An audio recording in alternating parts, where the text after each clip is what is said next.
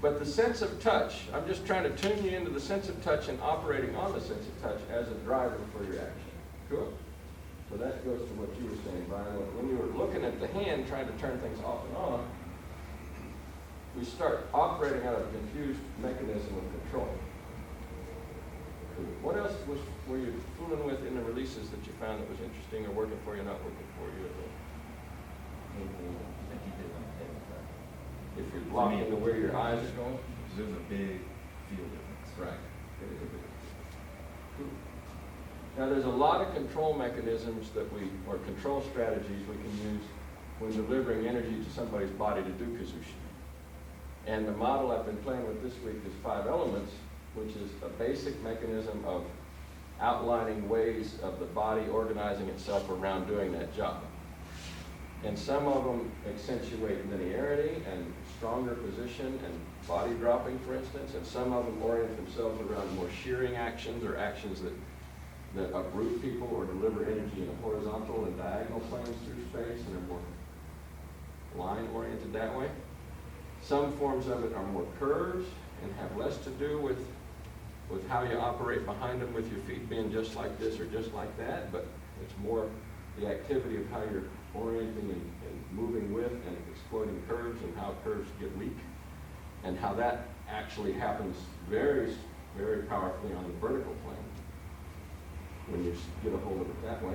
And then momentary context, limiting the duration of contact with the person so that you're only touching them from a point to a point to a point in moments of time. And then things where you're just orienting around their targeting conditions and their spatial conditions so that you're just being in the wrong place for them at the wrong time. So you're not even doing anything obvious to deliver energy, you're just interrupting their ability to stay in a stable platform in their movement. And of those, we call it 5 elements because that's the old Chinese theory of the 5 elements. You have a thing called earth where your flat palm is doing stuff. Boom, and we do this all the time in Aikido. The foundation level of Aikido that we learn. Boom, boom, I'm pushing with the palm, pushing with the palm, pushing with the palm, all this flat palm. And the flat palm you deliver energy with through his body, and as his body gets more into this horizontal state, the more you can lower weight into it. So you get an element like, I don't know, Koda Taoshi. Boom! You're right on top of this thing, and when you're pressing down, wow, when you get here, you're boss. Because it's like you got the whole earth to support your action. And so they called it earth. That was the old metaphorical idea, but it's basically a flat plane. We're laying a flat plane surface on them, and we're doing horizontal activity to them, right? Pretty simple, but it made a lot of sense. Then there's stuff where you get more edge on things. You see this popular in the Shotokan style, where you have this, it's like Tegatana as a sword arm, and starting at the pinky and going down to ulna, and down the edge of this arm, and it's like one long shearing action. Boom! It just shears right through the guy.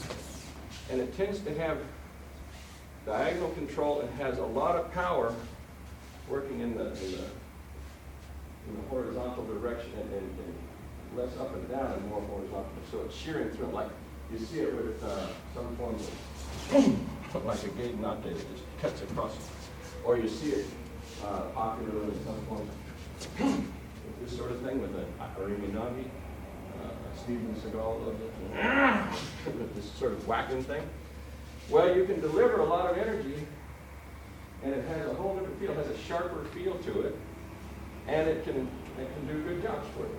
Nothing necessarily wrong with it. It's just a different strategic idea of how you're going to interact with the thing you're dealing with. And it's largely the same kind of footwork. So if you do this, then you're pretty good at doing this too, automatically. It doesn't take much difference in the footwork. About the only difference is you can line up more with the back leg when you get this going. And when you're here, it's usually better to have a little square kind of thing going on your feet. But not usually. The isometric is slightly different. When you start operating with the curves, so we've had the flat plane, we've had the line condition, right? This is just like a line through space. Now we're going to do curves, and the curve operates largely around the gripping function, the yoking function between the thumb and the forefinger, and the way the wrist and the elbow and the shoulder operate. So with the classical, we're doing like a number 2 release.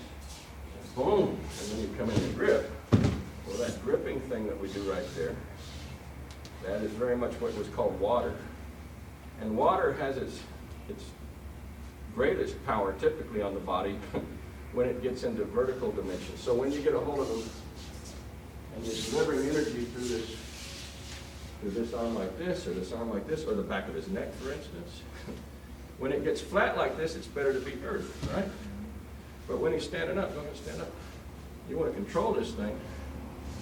Man, you get a hold of this like this, just like this. Woo! It's like you're pouring water from one jar to another. You have a lot of facility with this. It's a very odd feeling, but it's very simple to do. If you just say, hey, look what I can do. Play with it a little bit, you know. And it also has a tendency to have these turning actions, curling actions, curling actions. Things get wound up and twisted a lot when you start getting this sort of snaky feeling action going in your hands. Cool. Those are the 3 main ones, the 3 foundational elemental things to be looking at. Once you get slightly more advanced with the work, you have the pulsing off and on thing, which I just think is a point of contact. So Adam's coming to get me, and I just give him point of contact, point of contact, point of contact, point of contact.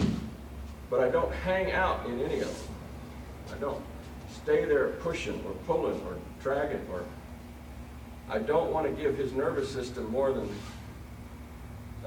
several tenths of a second in any condition to start to read and react to what's going on. So by the time that he's dealing with this, then this is happening, this is happening, this is happening. So he's always having to go to the next damn thing. And they can be damn near random. You just let your subconscious go, I think I'll go here, and see what happens.